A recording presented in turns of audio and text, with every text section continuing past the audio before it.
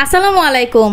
Chicken বা chicken fry এই জিনিসটা ছোট বড় সবারই কিন্তু অনেক ফেভারিট একটা জিনিস, যেটা বাচ্চারা খেতে অনেক বেশি কমফোর্টেবল ফিল করে বা বড়রা যারা আছে তারাও কিন্তু খুব সুন্দর করে খেতে পছন্দ করে। তো আপনি যদি এটা বাসায় বানিয়ে দেন তাহলে কিন্তু খুবই স্বাস্থ্যসম্মত হয়ে থাকে। এটা বাসার ফ্যামিলির মেম্বার্সরা সবাই খুব সুন্দর করে মজা করে খেতে পারবে। তো চিকেন ফ্রাই স্পেশাল যে ফ্রাইটা আছে সেটা তৈরি করতে হলে মশলাটাকে আপনার মতো করে স্পেশাল করে তৈরি করে নিতে হবে। তা আমি এখানে আগে প্রথমে ব্লেন্ডার করে নিচ্ছিলাম পেঁয়াজ, মরিচ, তারপরে বিভিন্ন ইনগ্রিডিয়েন্টসগুলো দিয়ে দিচ্ছিলাম।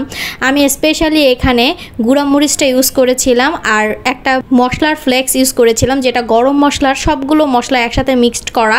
এটার একটা ফ্লেভার অন্য রকমের হয়ে থাকে। তো চেষ্টা করবেন সবগুলো গরম মশলার একদম একটা মিশ্রণ তৈরি করে রাখার, যেটা আপনি সবসময় বাসায় যে কোনো চটপটা খাবারে ইউজ করতে পারবেন। তারপর আমি এখানে পরিমাণ মতো কিন্তু আদা রসুন দিয়ে দিয়েছিলাম। এখানে আমার প্রায় 1.5 কেজি সাইজের একটা মুরগি ছিল, যেটা থেকে আমি সুন্দর সলিড পিসগুলোকে বের করে নিয়েছি। মুরগি কাটার যে ব্যাপারটা এটা সম্পূর্ণই আপনাদের নিজের উপরে নির্ভর করবে।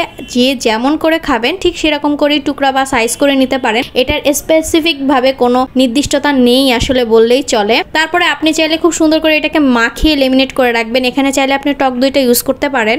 আমি এখানে টক দইটা ইউজ করব না, যেহেতু আমি এটা 2-3 দিন পরে খাবো, তাই আমি কিন্তু এখানে টক দইটা ইউজ করব না। আপনারা সাথে সাথে যারা খাবেন তারা টক দইটা ইউজ করে নিতে পারেন, সুন্দর একটা ফ্লেভার পাবেন।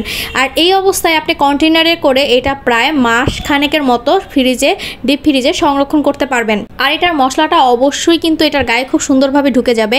অ্যাটলিস্ট নিম্নে আপনি এইভাবে মশলা মাখিয়ে 1 ঘন্টা লেমিনেটিং করে তারপর এটাকে ফ্রাই করবেন, যাতে মুরগিটার ভিতরে বা চিকেনটার ভিতরে খুব সুন্দর করে মশলাগুলো ঢুকে যায়। আর এটার মশলাটা কিন্তু অসম্ভব মজার একটা ফ্লেভার তৈরি করে। আর আপনি চাইলে এটা কিন্তু কোটেড করেও ভাজতে পারেন, আবার কোটেড ছাড়াও ভাজতে পারেন। অনেকেই কিন্তু কোটেডটা করাটা ইজি মনে করে না বা একটু টাফ হয়ে যায় বা ঝামেলা মনে করে। আর এইভাবে করে দিলে কিন্তু দেখা যায় যে দ্রুত হয়ে গেছে বা অনেক সহজে রান্নাটা হয়ে গেছে বা অনেক সহজে সার্ভ করা যাচ্ছে, ঠিক এরকম একটা ব্যাপার থাকে। তো ফাইনালি এটার লুকসটা এবং টেস্টটা আলহামদুলিল্লাহ অনেক সুন্দর আর অনেক মজা। বাসায় অবশ্যই ট্রাই করবেন, ছোট বড় সবাইকে খাওয়ানোর চেষ্টা করবেন এবং তারা অবশ্যই এটাতে খুশি হবে। এতক্ষণ থেকে ভিডিওটা দেখার জন্য সবাইকে অনেক অনেক ধন্যবাদ। আজ এ পর্যন্তই, আল্লাহ হাফেজ।